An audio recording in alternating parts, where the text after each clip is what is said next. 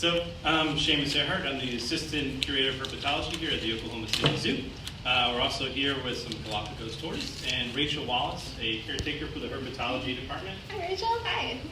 Welcome to the OKC Zoo Two segment. We're happy to bring some wild and wonderful moments to your home. We're hopefully going to introduce you to our tortoises and then answer any questions that you guys may have. Our first one that you're looking at here is our prize lady. That's Ellie. And next to her is Max. And these tortoises are sexually dimorphic, which means that the males and females are different. And if you look at them, you can tell the big differences in size. So Max is our big guy. He's about 450 to 460 pounds. He's around 75 years old. And Ellie is in her, how old is she, Rachel? She is 80. 80 years old. Ooh. And she comes in around 250 to 255 pounds. So the big difference between them is their size. And because they have a big difference in size, they have a very big difference in behavior. So females are pretty friendly, but they can be a little bit timid, where all the males are always big tanks. They're happy, they go forward. And the big thing I like about Galapagos tortoises is they just go over things. So if you see something small where other animals will tend to go around it and go to the left, they just go straight through it. And we give them a lot of food for like greens and vegetables, and fruits are their favorite because they have the most sugar content in it. But they also like tactile reinforcement, which you can see Rachel doing right now. So they like to get pet. We think the reason for this is because in the wild, they have little birds and finches that come and take little ectoparasites off of them. So it kind of mimics that natural behavior. And today we're in our big new exhibit that we have for the Galapagos tortoises, our fantastic habitat. So they have an indoor area here with a big pool. They have sand. In the corner, they have a little nesting area that the females can go in, the male can't, so they can kind of relax and lay their eggs. And we also have two big doors that go into two large yards outside. So we have one where we have two female tortoises in, and the other one is closed off right now. What we do is we rotate them back and forth. Okay. Because these guys are herbivores and are constant grazers and kind of try to give the grass a little bit of a break. So, Seamus, even though it's raining, I know we've got two of our tortoises outside too, right?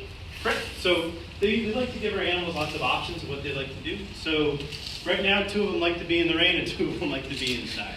And even inside this area we have right here, we have different temperature spots. So this one right over here is about 90, 95 degrees, where the rest of it can be 75 or 80. So what they'll do is kind of like a reptile's cup of coffee, is in the morning, they wake up and they go and thermoregulate and they heat up, and then they're ready to go for the day. They'll go, and then they'll go lay outside for a couple hours, then they'll kind of come back in, warm on up again, and go do different things throughout the day. And how do they warm up, Seamus? So we have a little radiant heater over here. So this area is about 90 to 95 degrees right now. So they'll warm up, and then the warmer they get, or the more food they see and get encouraged, the more active they are. And these tortoises, they max out at about 0.2 miles per hour, so they're not very fast. But they do walk a lot. So in the wild, they can go up to 5 kilometers in a week, which you wouldn't think about the fact that they're so slow. Max is really liking this opportunity to say hello to everybody. We've had a lot of questions about that very thing. So why are Galapagos tortoises so slow? So there's really no need for them to be fast. All the food that they eat in their diet is just vegetation. So they don't have to pounce on the grass or anything like that. And they're also pretty heavy, sturdy animals. So they don't have predators in the wild. When they're little, they can kind of be a predator to some of the birds in the Galapagos area. But once they're a full-grown animal, they don't have any predators. So they don't need to go anywhere in a hurry. And can you tell our viewers where Galapagos tortoises are from? Where are they native to? Sure. The Galapagos Islands. The Galapagos Islands are off the coast of Ecuador in South America. They're right on the equator, so it gets very hot there. Part of the reason we have an indoor enclosure is so that whenever it's cold, we can bring them inside and warm them up. They're not able to deal with temperatures. We usually put them in below 50 degrees overnight, so they get to come in and be warm all the time. They don't have any natural adaptations to deal with the cold. And it's raining right now. We have two Galapagos tortoises outside. Do they like the rain in their natural habitat too? Yes, they do. So, like I said, it's kind of a desert environment. They don't get rain very often. Whenever they do, they like to take advantage of it. You saw them standing up earlier, really tall. They'll kind of tilt their heads back a little bit more than that and drink the rainwater when it comes down. Since it's so dry, the water doesn't pool up very much, and they can't drink ocean water, so it's a really good chance for them to get something to drink. Oh. like I said, the males are kind of tense and the females are timid. You can see why. He's kind of just stepping over her to go where he wants to go, which is kind of rude. But Max. females are kind of used to it. Anyhow. I always say they have tunnel vision. They kind of see something they're interested in, and they go straight towards it, no matter if there's a daisy right around it. And Seamus, just one more time, could you introduce our two stars here of our segment and Sure. give their ages one more time for So our big male, that's Max. How old is He's he? 76 years old. 76 years old. Then we have Ellie, and she's about full grown for a female. She might get a little bit bigger, but the females are a lot smaller than the males are. And how old is Ellie? Ellie is 8. 80. And I don't think you're sick, so in the outside habitat is, who do we have? We have Miss B. She's 111. She's our heaviest female. She's about 270 pounds. We also have Isabella. She's 92 this year. And she's about 240, so she's our lightest female. Wow. And how can our guests tell our tortoises apart? So Ellie is a little easier. She's got like the saddleback shell. She's a hybrid, whereas the other ones have just the dome shell. So Max is easy. He's the biggest. He's also got a little bit of wear and tear on his shell that the other ones don't have. He likes to kind of get into tight places to get food. Then Misty and Issa are a little bit harder. Isabella has more of a dome-shaped shell than Misty does. She's a little bit flatter. Let's see. They've also got kind of different patterns on their face. We have pictures outside of the indoor habitat area where you can kind of see different markings that they do have. They're pretty. Yes. Issa is over on the right, and Miss B is on the left. Issa on the right here, and Mrs. B right there. Miss B's a big girl. Enjoying some You rain. can tell her Yeah. because she's like a big ball of fun. All right, Seamus, would you mind taking us on a tour of the outdoor part of the new habitat? Of course. All right, so we're going to brave the rain real quick. All right. Stay with us, viewers. Got our handy dandy umbrella. Alright, so the outside is comprised of two separately enclosed yards. This yard is actually connected to the building, so we can leave it open. We usually do. If those guys want to go inside and warm up or come outside and stay in the dry area. So this area is kind of very large and open. We have different plants in here. Depending on when you come, I don't know if the plants will still be here because they're voracious eaters, so they'll go on over and they'll kind of pick at things. And that's one of the reasons that we have these two yards. So we need to actually give the yard a break for the tortoises to go over there. And they go into each grass. And we have different types of trees. In the wild, they actually have a big tree in the yard as well. Hopefully it'll fruit and they can eat the figs. And then you'll see they're very alert, like, oh, he's in my yard. So they kind of wake up, come over, and our big girl, Miss B, she'll happily get over to eat some food. And you said Miss B is on the left? Yep, right there. And she's how old? 111. 111. And how can you all tell how old they are? How do you know how old they are? So they always have that myth, like, oh, you can count the little rings on the scutes. I've never met a person that's a herpetologist that actually does that. So we kind of guesstimate their age a little bit. There is no definitive way to tell. And the problem with these tortoises is that they can live between 150 and 200 years old, and there's no good notes taking back. So there was no one like 200 years ago that was, writing down a notebook that passed it to the next person and passed it to the next person. So we kind of guesstimate what their age is about. And the oldest known one that they think is pretty valid was 170 years old, which is really old. And people always ask, like, oh, should I have a pet turtle or tortoise as a pet? And you have to literally will it to your grandchild. So if you think your whole family is okay with keeping a pet 150 years from now, and they can handle a 250-pound animal that's going to be eating your grass all the time, then those are big considerations whether you want to keep it as a pet or not. All right, I think we're ready to head inside. You don't want to hang out?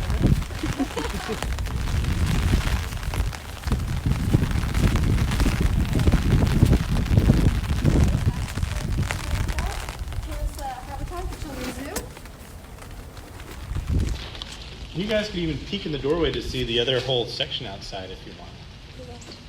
Because it is a very big habitat that they have. So, Seamus, when did our Galapagos tortoises move over to this new habitat, and how did you guys go about moving a Galapagos tortoise? So they came here about a month ago, I would say. And So certain areas, they're very food motivated and tactile motivated. So what we do is we kind of hold out a little piece of food and then take some steps over, give them a bite.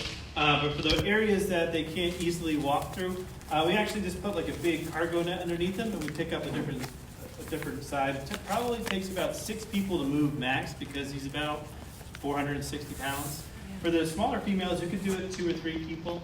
And if you happen to come by the Oklahoma City Zoo and there's going to be really cold or bad weather, and these guys sometimes don't know it's going to get that cold, we have to like carry them in. And the way we do the females is kind of just pick them up and move them a little bit, and then we wait if they want food, and sometimes they get stubborn and they do like the resisting arrest pose. And they stick the arms and the legs out because they don't want to go places, and we have to pick them up and move them in little increments to get them inside. Awesome. So as part of our OKC Zoo Two digital series, we want to hear from our viewers too. So we're going to ask a couple questions on our live feed, but also we have gathered some questions from our Instagram followers on our Instagram story yesterday. So I'm going to start asking those questions now. Okay, our first question is, what are the tortoises' favorite treats? So, they really like things that are brightly colored, so the color vision is a really important way of finding food. So most of the time they like oranges, they like sweet potatoes. Ellie, I think, really likes apples. I've seen her get more excited about that than anything else. The other guys seem to like orange and yellow stuff, so squash is a big one too. But other than Ellie and apples, they seem to not be too particular as long as it's brightly colored. Okay, our next question is, can you tell our viewers again, what are their names and how old are our Galapagos tortoises? So this is Max. He is 76 years old. Ellie is 80. We have Miss B outside. She's 111. And Isabella is also out there. She is 90. Wow. All right, another question we have is, how old can Galapagos tortoises live up to? So about 150 to 200. Wow. And does the OKC Zoo breed Galapagos tortoises as part of a species survival plan here? Yes, we do. So these guys are actually a breeding group. So we have 1 male and 3 females. 2 males won't necessarily get along very well. We're hoping for eggs, which is part of why we have the nesting area over here. I guess kind of where you can see the girls can get in there and lay their eggs without being bothered by Max.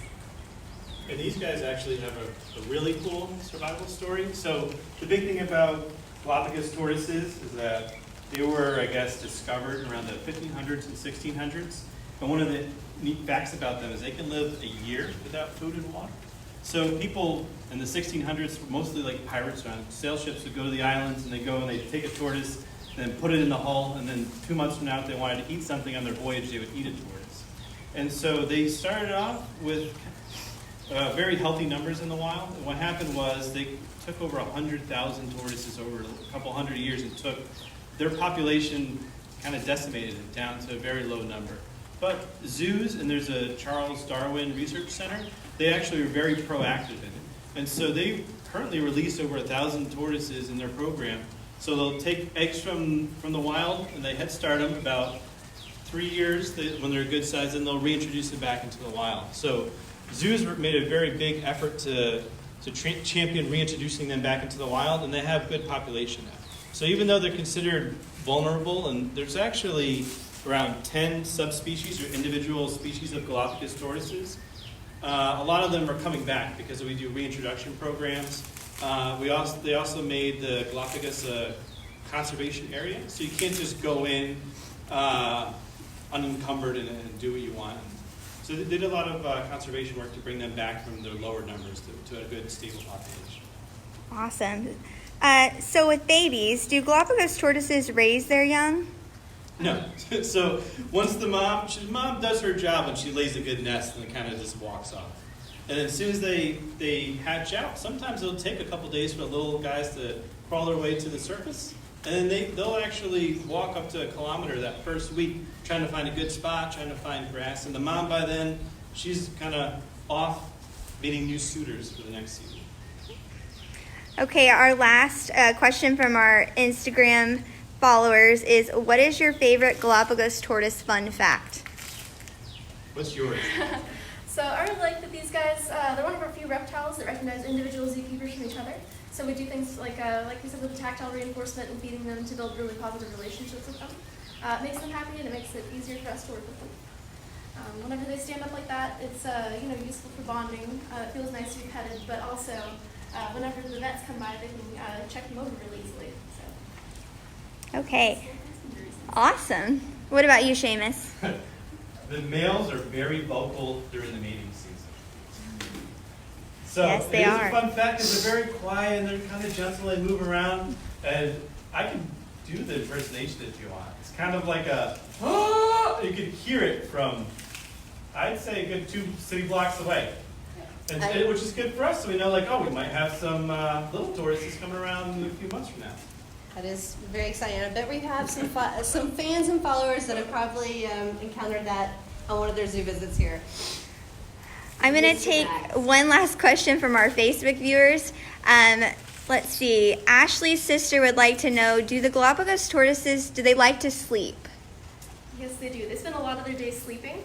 Part of it's because, it just saves them energy to not have to walk around very much. They either eat or they nap mostly. So whenever you see them outside in the summer and they kind of lay it out and they're all relaxed and people kind of worry about how they're doing, they're just very, very comfortable. Whenever they sleep for the night, oftentimes they'll kind of tuck their legs in a little bit more. Okay. All right. All right. So we want to thank everybody for tuning Yeah. in. We appreciate everyone's questions. We're sorry we couldn't get to all of them. That would take a lot of time. But we do encourage you to tune in tomorrow. We're going to go to our fishing cat habitat, Puddles. It's his 2nd birthday. We're going to have a big party, and we hope you'll join. And for now, we're going to say goodbye. Thanks for tuning in to OKC Zoo at 2. Thanks, Rachel. Bye, thank you. Thanks, Seamus. Thanks.